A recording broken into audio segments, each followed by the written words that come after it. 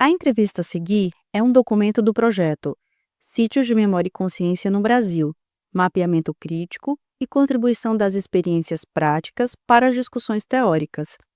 Uma pesquisa desenvolvida na Faculdade de Arquitetura e Urbanismo da Universidade de São Paulo, com financiamento da Fundação de Amparo à Pesquisa do Estado de São Paulo, FAPESP. O projeto é desenvolvido pela historiadora e museóloga Ana Paula Brito, sob supervisão do professor Renato Cimbalista.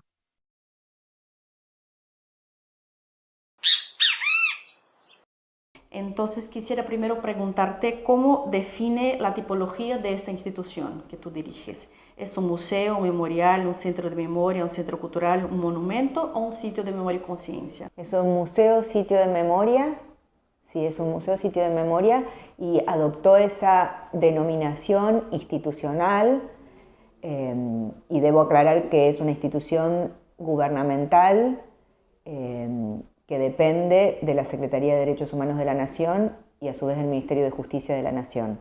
Somos una institución del Estado argentino y la denominación que adopta en el momento de su creación también está vinculada a los debates que se produjeron en el momento en que se toma la decisión política de construir institucionalmente, por supuesto, en el lugar donde funcionó el Centro Clandestino de Detención, Tortura y Exterminio, una herramienta de transmisión para la democracia y para testimoniar lo que sucedió en las épocas del terrorismo de Estado basado en la desaparición forzada de personas. Así que es un museo-sitio que además es monumento histórico nacional.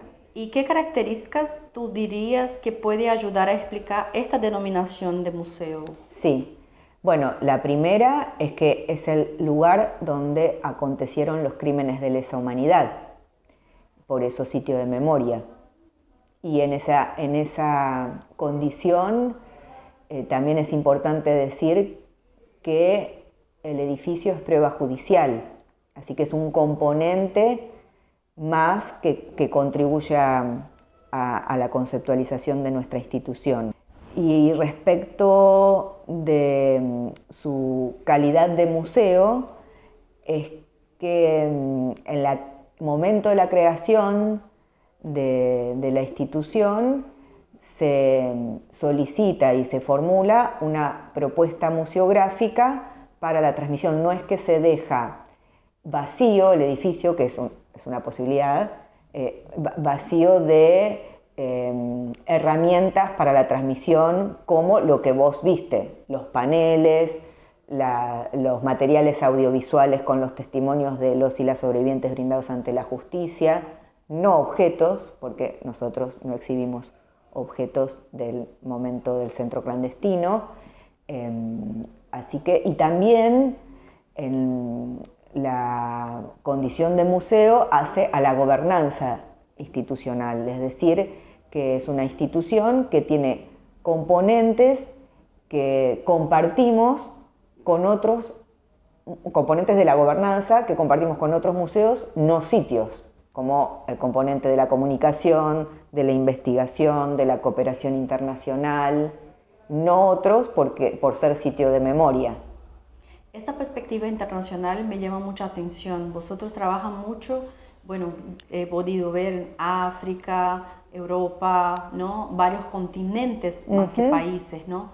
¿Cómo percibes esta importancia de esta conexión internacional más allá de reconocimiento como patrimonio de la humanidad? Sí. Como institución. Sí, más allá del reconocimiento es una muy linda pregunta porque yo considero que toda institución pública de la región Mercosur primero debe tener una agenda regional, ¿sí? Y si es una institución pública, en nuestro caso, tiene que tener una mirada o una clave regional en su gestión, sea a través de alguna instancia de participación en el bloque, más allá de sus avances y sus retrocesos, digo, en el Mercosur, en nuestro caso, la reunión de altas autoridades en derechos humanos del Mercosur, la Comisión de Memoria de la RAD, pero también en otros campos, en otros ámbitos.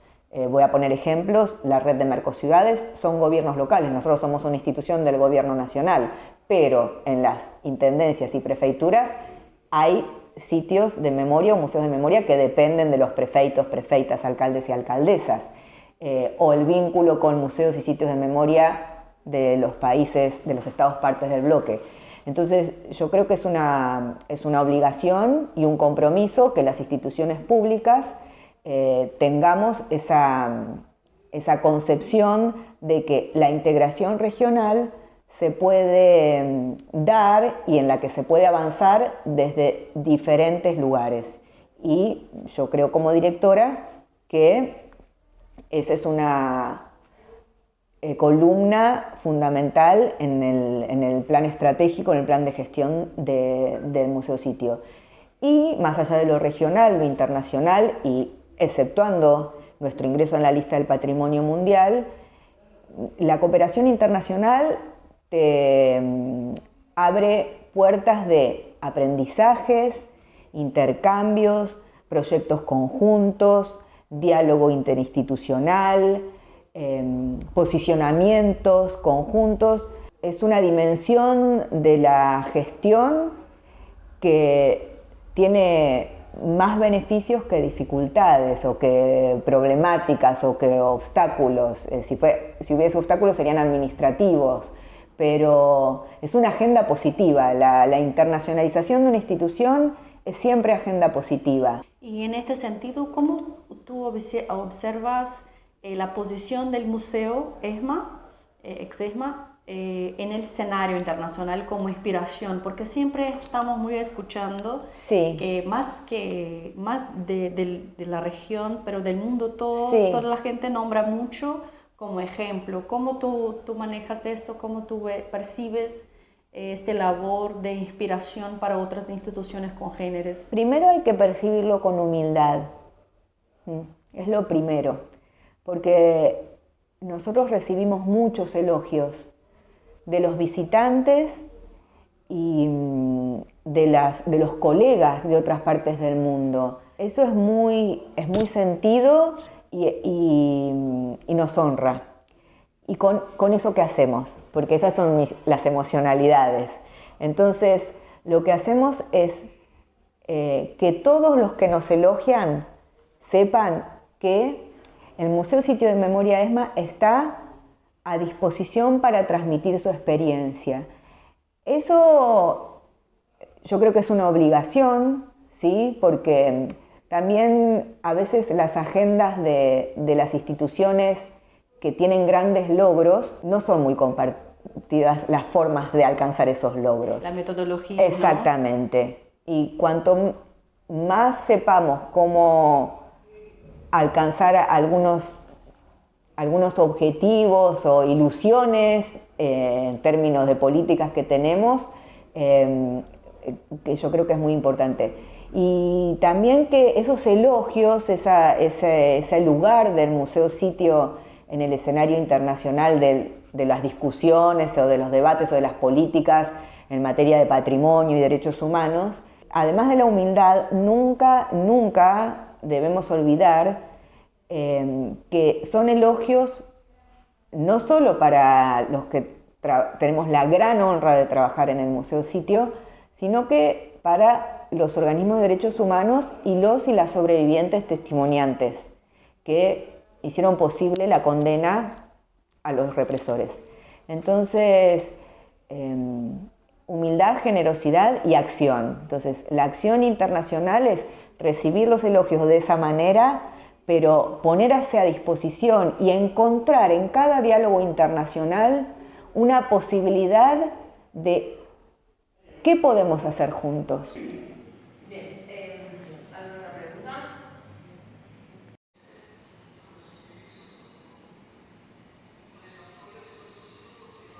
¿Y qué institución? Yo vi que en el expediente de patrimonio ustedes nombran y citan muchas instituciones a lo largo del mundo, ¿no? Sí, porque es el estudio comparativo que es obligación de incluir. Claro, sí. Pero institucionalmente, ¿qué instituciones a lo largo del mundo que trabajan con memorias traumáticas te inspiran como gestora?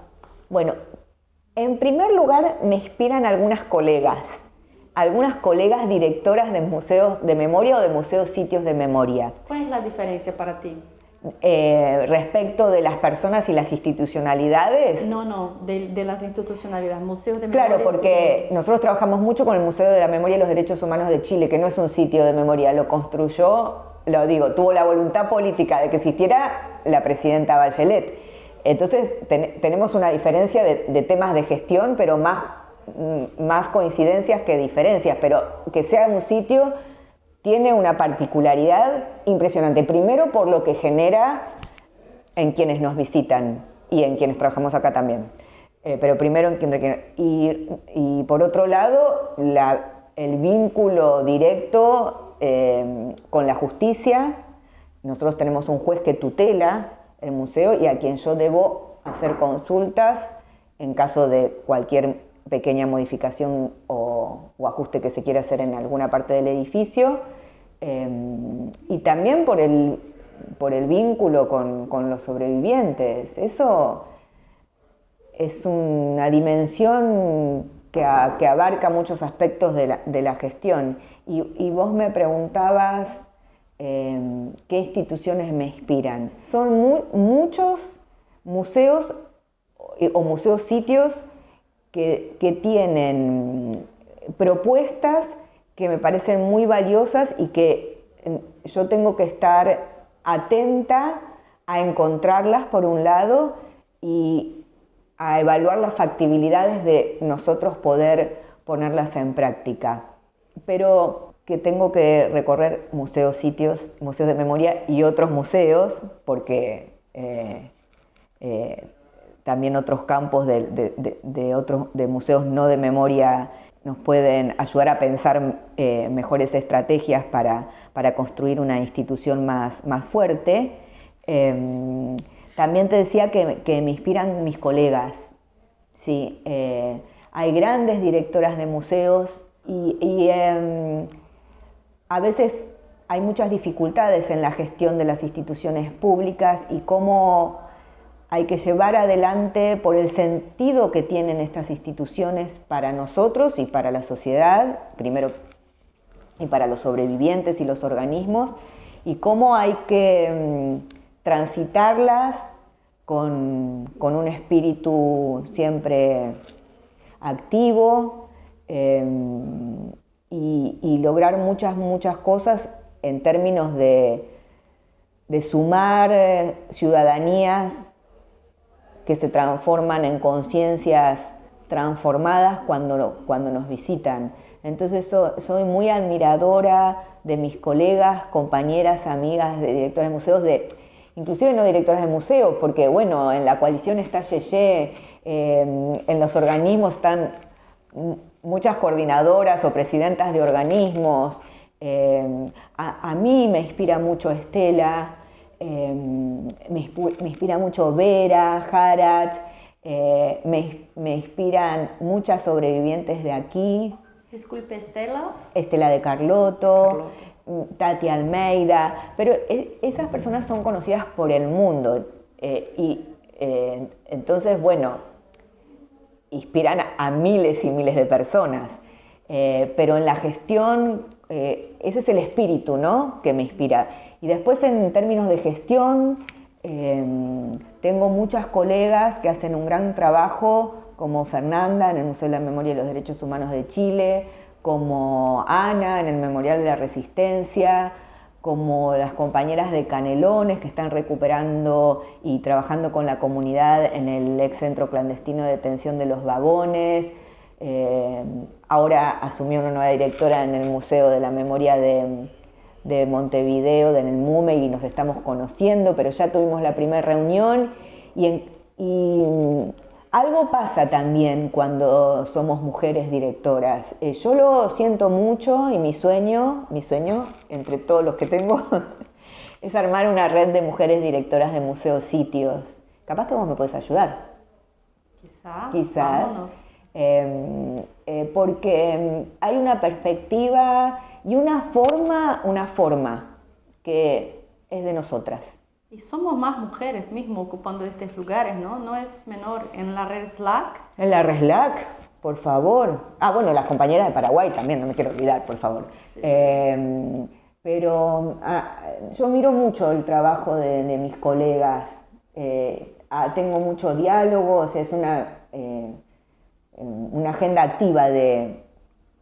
Todo se transforma en un proyecto que tenemos que concretar, pero yo creo que aprendemos mucho conversando, encontrándonos en los seminarios, o cuando uno va a una inauguración de una muestra, lo único que querés es estar con tu colega, porque ¿y cómo resolviste esto? ¿Y cómo ahora vienen los jóvenes? ¿Y cuáles son las problemáticas? ¿Y cómo está el contexto político? ¿Y cómo...?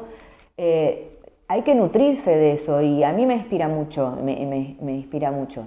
Por eso, no solo me inspiran los grandes museos o proyectos museográficos de memoria que uno puede conocer, cada uno con su particularidad, pero siempre algo interesante siempre uno encuentra cuando conoce.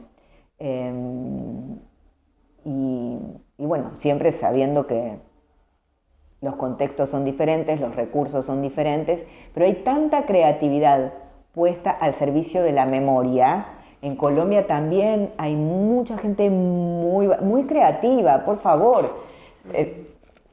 En Polonia tenemos ahí, bueno, ¿qué digo? O sea, muchos jóvenes trabajando, aquí en los sitios de Argentina, con mucho esfuerzo, en un momento muy complejo, y seguir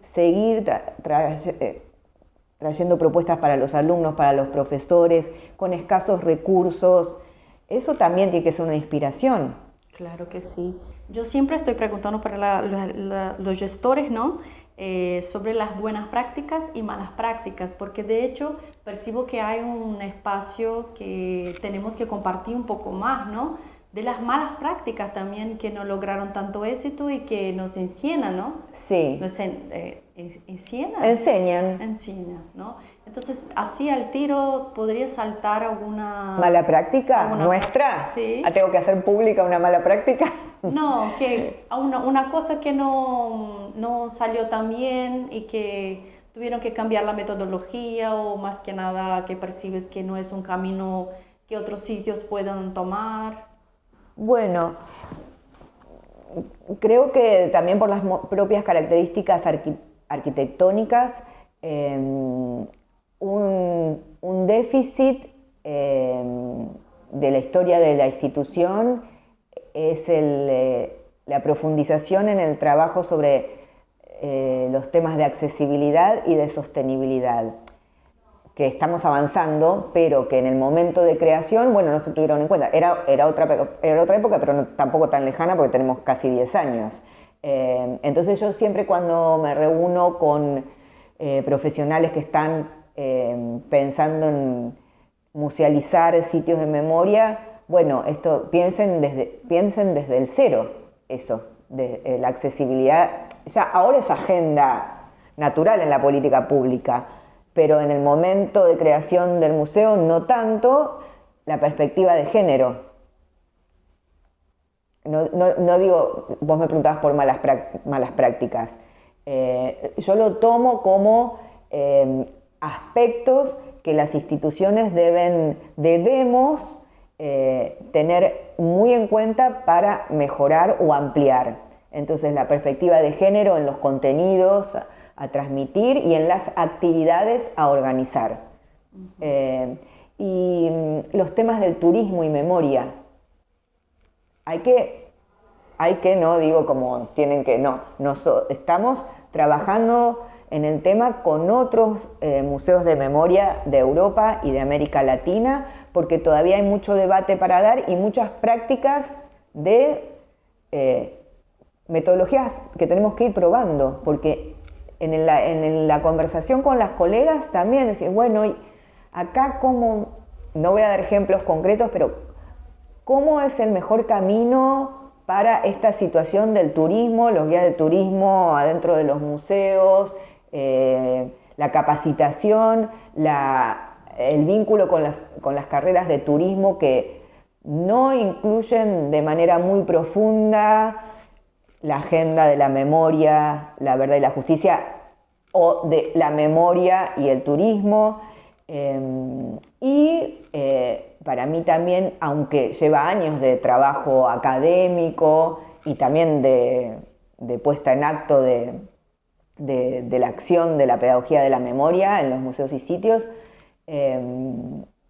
yo creo que tenemos que seguir pensando y actuando en las condiciones básicas de formación y actitudinales de los equipos de atención al visitante, la capacitación en servicio, el monitoreo y evaluación de los procedimientos.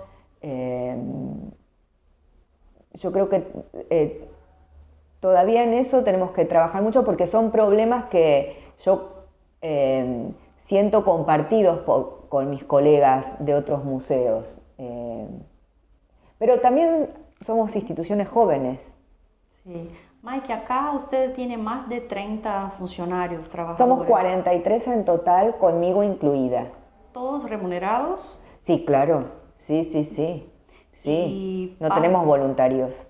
¿Y pasa que todos solo responde a su trabajo o tiene que trabajar en más de una área?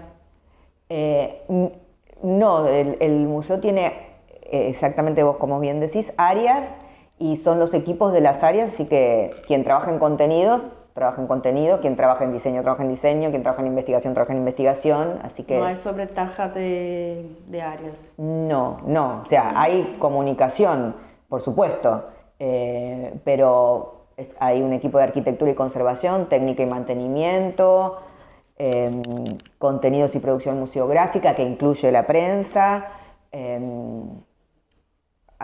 administración y compras, y después toda el área de relaciones y relaciones institucionales, que allí incluimos atención al visitante y educación. Entonces ahí comparto con el director de relaciones institucionales el trabajo en educación y yo asumo también, además de la dirección ejecutiva y de toda la agenda del museo, el área de internacionales, que no existe como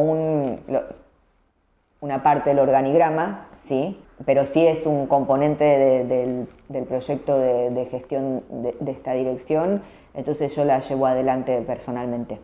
Mike, ustedes tienen varios documentos y protocolos, ¿no? Pero también acta de fundación, ¿tiene un estatuto? Tenemos un decreto de creación, ¿sí? Y después tenemos un plan estratégico de gestión, después tenemos disposiciones de funcionamiento, protocolos para temas específicos que se transforman en disposiciones cuando evaluamos que la práctica de ese protocolo fue tan eficiente que lo transformamos en una disposición, es decir, esto lo hacemos de este modo. Entonces hay protocolos de entrevistas para investigadores, de filmaciones para periodistas, de mantenimiento, de conservación, de uso de los espacios administrativos, de firma de convenios.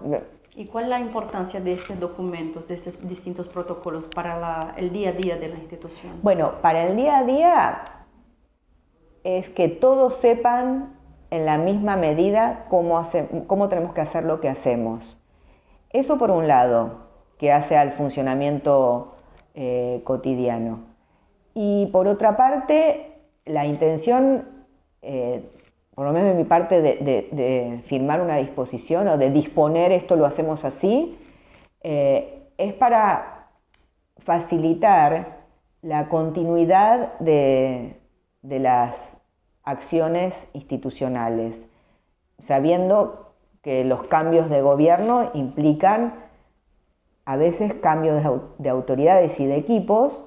Es una preocupación mía muy fuerte que la institución sea sostenible en el tiempo con todos sus avances, ¿sí? Entonces, si avanzamos en la redacción de un protocolo de conservación preventiva, que tiene múltiples aspectos la herramienta, bueno, cambian las personas, pero se sostiene la herramienta.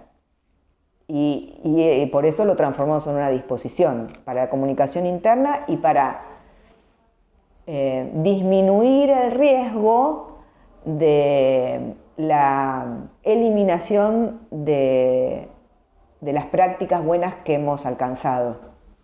En este sentido, Mike, yo no puedo dejar de dejar registrado, ¿no?, que ayer, el 16 de octubre de 2024, el secretario de Derechos Humanos de la Nación Argentina ha prohibido la realización del 15º Seminario de Políticas Públicas de Memoria en el edificio del Centro Cultural Haroldo Conti, que es uno de los edificios de este gran patrimonio que es de toda la humanidad, no solo de los argentinos, ¿no?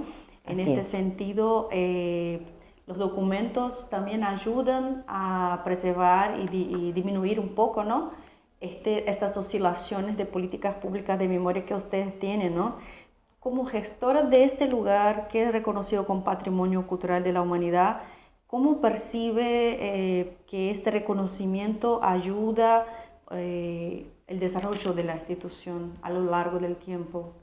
El valor que tiene para nuestra institución haber sido incluidos en la lista del Patrimonio Mundial no lo tiene solo sobre el museo sitio, sino sobre el predio al que vos estás haciendo referencia, el predio de 17 hectáreas y de 35 edificios, porque eso técnicamente es la zona de amortiguación que también, cuando nosotros hacemos la propuesta a la UNESCO, la candidatura, proponemos como zona de amortiguación el predio de la ex Escuela Mecánica de la Armada. Es decir, que los edificios estarían protegidos en ese sentido. Lo que está protegido como gestión, porque el museo presentó el Plan Estratégico de Gestión a la UNESCO, entonces la UNESCO envía al inspector de ICOMOS y se cerciora de que lo que explicitamos en el expediente de nominación, tanto en términos de conservación como de gestión, se cumple, ¿sí?, en la vida del museo. Eso también está protegido en el sentido que la UNESCO dijo, los países miembros de la UNESCO dijeron, bueno, incluimos en la lista del Patrimonio Mundial a este museo con estas características de gestión y de conservación del bien y de la prueba judicial. Entonces fue una instancia muy destacada en la historia del museo, porque también el museo fue incluido como altamente representativo de la persecución política y de la represión ilegal a disidentes y opositores en las dictaduras, no solo de Argentina, sino de América Latina. Entonces tiene un valor regional nuestra inclusión y un círculo más de protección para nuestra institución, pero también una posibilidad de que el mundo sepa lo que aquí pasó. El mundo lo supo cuando los familiares y los sobrevivientes denunciaron a la dictadura en las épocas de la dictadura. Pero ese camino que ellos iniciaron hay que darle continuidad desde diferentes lugares. Nosotros, como institución pública y del Estado argentino, más allá de los contextos que estamos viviendo. Pero vos me preguntaste algo del seminario. Sí, porque, por ejemplo, acá el tema es patrimonio del nunca más, ¿no? Patrimonio Mundial de la UNESCO, exacto. Y del nunca más, ¿no? Bueno, eso es un término que es no es el término que le da la UNESCO, sino es un término que usamos. Institucionalmente. Claro, exacto. Sí, todo el continente, ¿no? Pero vemos cambios políticos como, por ejemplo, vivimos en Brasil con Bolsonaro, que interrumpió varias iniciativas y tuvimos un retroceso gigante en términos de políticas públicas de memoria. Y ahorita ustedes viven la gestión presidencial de un outsider, Milei, que, bueno, justo el secretario de Derechos Humanos impidió la realización de un seminario que hace 15 años ocurre, ¿no? Entonces, ¿en qué medida percibe este tema del nunca más con estos cambios, ¿no? El desafío de estas instituciones como esta. Grandes desafíos, grandes desafíos. Bueno, eso es una decisión política de la autoridad de la que nosotros dependemos.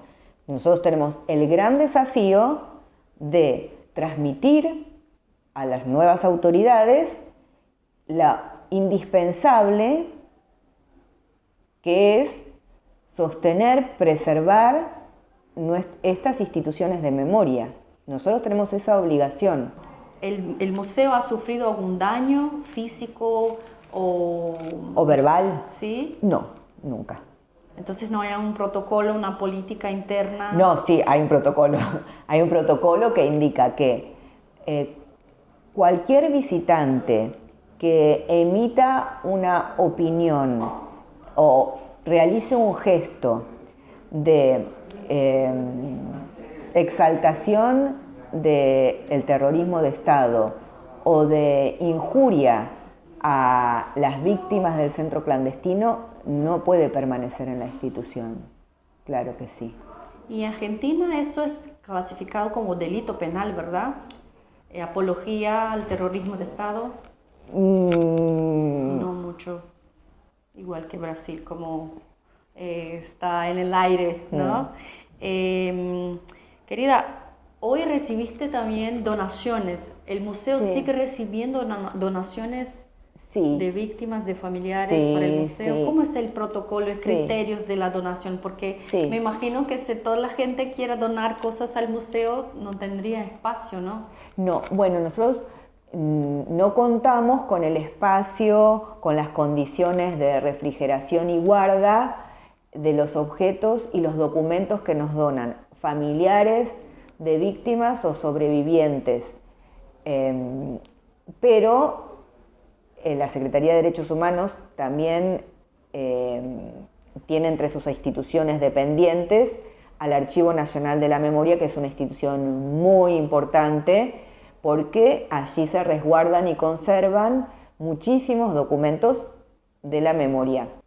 Nosotros recibimos y buscamos recibir. Entonces es una política activa de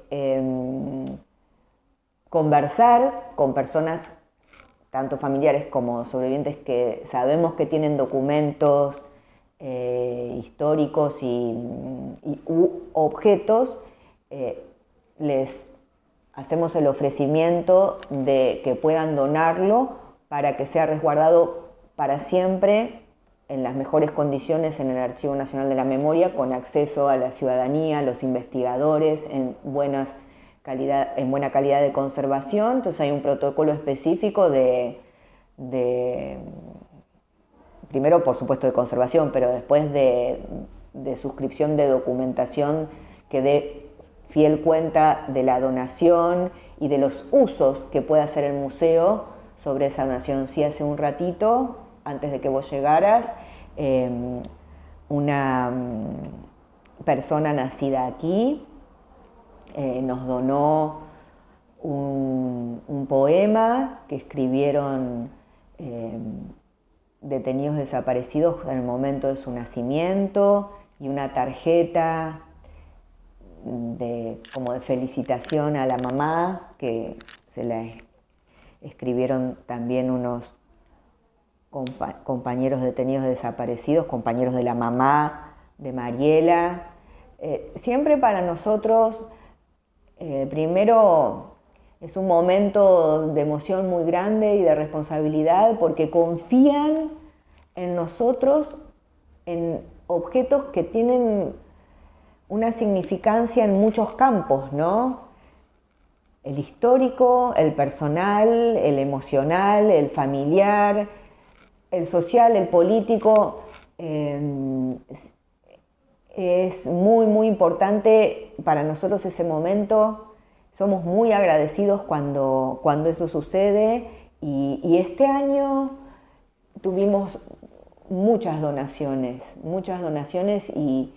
y para nosotros eso es símbolo de la confianza que depositan en nosotros y la responsabilidad que tenemos. También nosotros tenemos en general doble, triple resguardo. También por las posibilidades de que los cambios produzcan negatividades, por decirlo de una manera poética. Claro. Sí. Mikey, y acá ustedes no ocupan todo el edificio con las muestras. No, no Yo he ocupamos. visto que en el plan, en el expediente, El ¿no? expediente. Hay ahí una mención que en el planejamiento estratégico de ustedes Sí. tienen ganas de ocupar y ampliar Sí. esta muestra. ¿Cómo es esta expectativa? Porque es el mismo caso del Memorial de la Resistencia de São Paulo, que también quiere ocupar todo Es el verdad, edificio. es verdad. Bueno, en este momento, en este año, no es un proyecto que estemos abordando en este momento, porque es muy reciente el cambio de autoridades y el nuevo escenario presupuestario y de voluntades políticas que requieren los proyectos. Entonces estamos ahora abocados a cumplir algunas de las recomendaciones UNESCO, pero ese proyecto es un proyecto que tenemos pensado empezar a abordar el año que viene y a evaluar las factibilidades de concreción. Pero sí, el museo también tiene las oficinas administrativas aquí y tiene mucho espacio no musealizado. Así que sí, la proyección es siempre ampliar los contenidos y actualizar los contenidos de la muestra permanente, que es la que vos viste. Eso seguramente esté para el año que viene, la actualización de la muestra permanente. ¿Es una revisión de los contenidos? No, los contenidos siempre van a estar basados en los testimonios de los sobrevivientes brindados ante la justicia, pero como los juicios se siguen sucediendo, en la sala final, en dorado, en la proyección aparecen la cantidad de represores condenados, los juicios, etc. Bueno, eso siempre hay que estar atento a actualizarlo, y después, con los años de la institución, uno va encontrando aspectos que mejorar. Entonces los aspectos vinculados a la cantidad de texto que tienen los paneles, a la accesibilidad de la visita autoguiada, a la calidad de las fotografías en los paneles, hasta el tamaño de las letras. O sea, puede parecer algo menor, pero cuando un visitante se para frente a un panel, la expectativa de la institución tiene que ser que comprenda el contenido que se quiere transmitir. Entonces, si es mucho contenido, es inviable la cantidad de horas que uno tiene que pasar para abordar todo el contenido de la puesta permanente. Entonces, estamos en ese trabajo. También en Sala Embarazadas tenemos que hacer unos cambios. Así que en eso estamos. El año que viene esperamos a los 10 años inaugurar la actualización. Tu equipo tiene 40 personas Sí, por medio. así. ¿Cuál es la importancia de la interdisciplinaridad? ¿Lo sabes? Por favor, muchísima. Es alta, pero en nuestro país la característica general que en ciertas circunstancias la definición de las personas que pueden integrar equipos no siempre está mediada por esa perspectiva de interdisciplinariedad, sino por otras cuestiones. En el museo, naturalmente, tenemos que trabajar interdisciplinariamente, y si no contamos con esos saberes interdisciplinarios, tenemos que ir a buscarlos, en el caso de la gestión que encabezó, en la universidad pública, ¿sí? Entonces, si no tuviéramos un historiador especialista en historia reciente, bueno, vamos a UNSAM, vamos a IDAES y trabajamos con ellos. Tengo la fortuna de tener especialistas en patrimonio, en conservación, en contenidos, en comunicación, bueno, en pedagogía no puedo decir porque soy yo, así que no, pero es indispensable. No es viable una institución de estas características que no trabaje con esa perspectiva, contando a veces con los propios equipos o generando alianzas estratégicas con instituciones, en nuestro caso, la opción por la universidad pública es por la convicción que tenemos de asociarnos con instituciones públicas en general, pero en particular la universidad pública en la Argentina tiene un nivel de producción de conocimientos, de avance, de compromiso también con este tema. Trabajamos mucho con el Consejo Interuniversitario Nacional, con la Red Federal de Derechos Humanos del Consejo Interuniversitario Nacional, no solo en el aspecto de las posibilidades de asistencia técnica que nos puedan dar, sino para promover en el ámbito de las facultades las visitas a sitios. Y yo creo que en este momento también de la Argentina es doble el trabajo articulado que debemos hacer las instituciones con la universidad pública. Es siempre una obligación, pero ahora más que nunca. Mike, ¿y hay alguna dimensión de asistencia psicológica, terapéutica a los trabajadores de acá? Bueno, hubo en su momento un acompañamiento en términos de encuentros grupales con los profesionales y las profesionales del Centro Ulloa, que es otra institución dependiente de la Secretaría de Derechos Humanos, dedicada y ocupada a la atención a víctimas del terrorismo de Estado, pero en ese campo también nos acompañaron a nosotros el año pasado en nuestro trabajo. Y digo grupal porque ellos no tienen la posibilidad de dar asistencia individual, en determinados casos muy específicos, pero no es su función y su posibilidad. Este año ha sido más complejo en ese sentido por las dificultades institucionales por las que atraviesa el Centro Ulloa, de reducción de personal. Igualmente, más allá de ello, nosotros tenemos unas metodologías de trabajo en las que propiciamos que toda dificultad o inquietud o situación emocional que provoque el estar trabajando aquí pueda ser conversado, y si no tenemos el acompañamiento del Centro Ulloa en este momento, pueda ser sugerida la asistencia con profesionales. En este momento de la institución es en términos individuales, sabiendo siempre las particularidades cuando alguien ingresa a trabajar aquí. Eso es comunicado, por supuesto, a las nuevas personas que integran los equipos, que es un lugar muy fuerte lo que provoca. Entonces hay que tener mucho equilibrio y propiciar en los equipos la posibilidad de hablar y de pensar.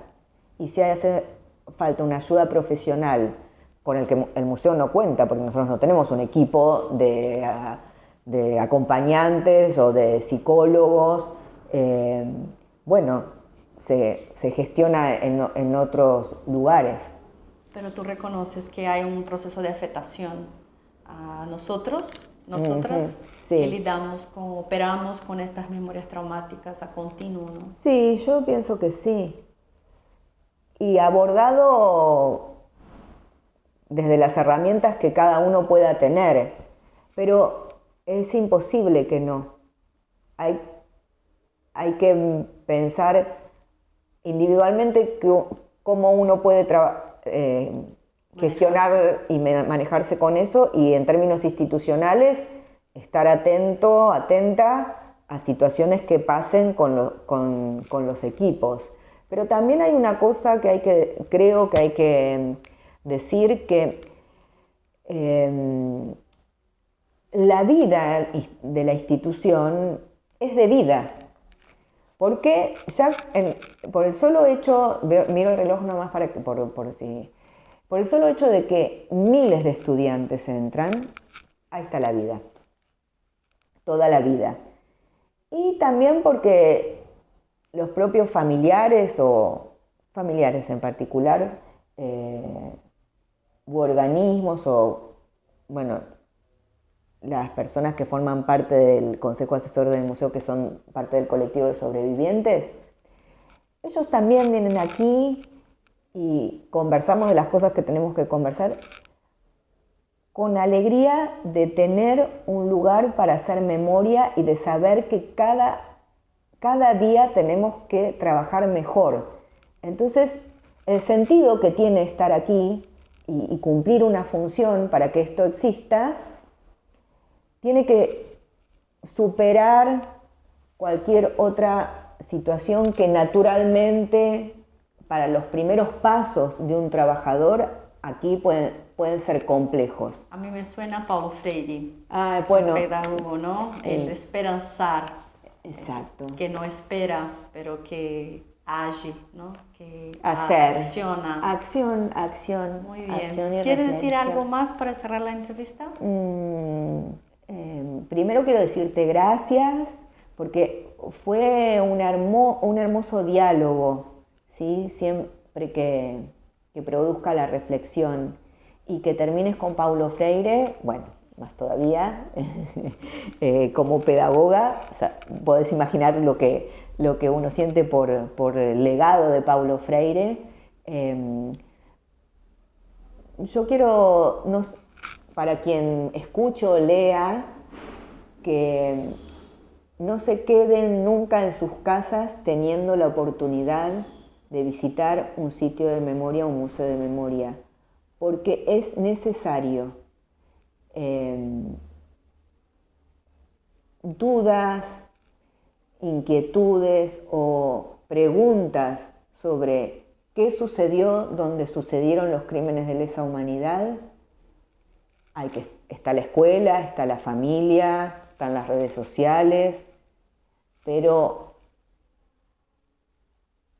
la verdad,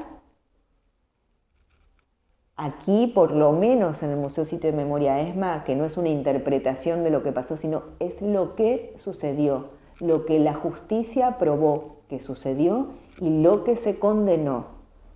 Que vengan, y si no pueden venir acá, que vayan al Museo Sitio o al Museo de Memoria de su localidad, de su territorio, que se involucren con la memoria. No es el pasado, es el presente. Sin pasado, sin reflexión sobre el pasado, sin información sobre el pasado, no hay futuro. Hay un futuro que no queremos. Hay que construir el que queremos.